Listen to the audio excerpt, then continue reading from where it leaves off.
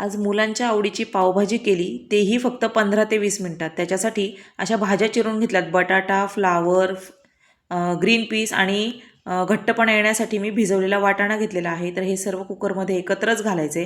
गरजेनुसार पाणी घालायचे. बेडगी मिरची घातली, चवीनुसार मीठ घातले. हे व्यवस्थित हलवून घ्यायचे आणि आपल्या कुकरला झाकण लावून 3 शिट्ट्या काढून घ्यायच्यात.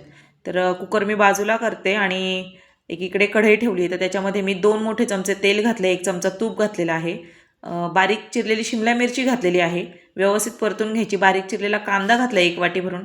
1 वाटी भरून टोमॅटोची प्युरी घातलेली आहे आणि हे व्यवस्थित हलवून 1-5 मिनिटं झाकून ठेवायचे.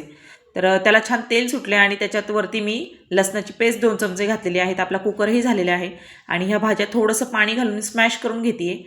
तर आपला मसाला छान परतून झाला आणि त्याच्यामध्ये ही लाल मिरची पावडर घातली, थोडी तिखट आहे. 2 चमचे मी पावभाजी मसाला घातलेला आहे. हलवून घ्यायचे आणि स्मॅश केलेल्या भाज्या घालायच्या आहेत.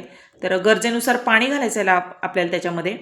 आणि तुम्ही बघू शकता. तर हा व्हिडिओ शेवटपर्यंत पाहत राहा. आवडल्यास लाईक करा, तुमच्या मित्रमैत्रिणींना शेअर करा आणि सबस्क्राईब केलं नसेल तर सबस्क्राईब करा. तर पाणी घातलेलं आहे. चवीनुसार मीठ घालायचे. 1 चमचाभर कसुरी मेथी घातलेली आहे. वरतून थोडंसं तूप घालायचं आहे आणि त्याच्यावर पुन्हा 1 चमचाभर पावभाजी मसाला घालायचा आहे आणि चवीला थोडी कोथिंबीर घातली. तर तयार आहे आपली पावभाजी. तर रंग पण किती छान आला आहे, तुम्ही बघू शकता.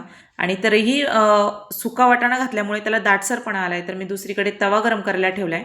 पाव असे मधोमध कापून घ्यायचे आणि तव्याला तूप लावून घ्यायचे किंवा तुम्ही बटरही लावू शकता. त्याच्यावरती थोडासा पावभाजी मसाला टाकला आहे, थोडीशी कोथिंबीर टाकलेली आहे आणि आपल्याला मसाला पाव करायचा आहे म्हणून असा पाव मी कट करून त्याच्यावर ठेवलेला आहे. दोन्ही बाजूनी छान शेकवून घ्यायचा आहे. तर बघा तुम्ही आता पावभाजीबरोबर हे खूप छान लागतो चवीला. तर मुलांना हा खूप आवडतो. मी अशा पद्धतीनेच पाव करते.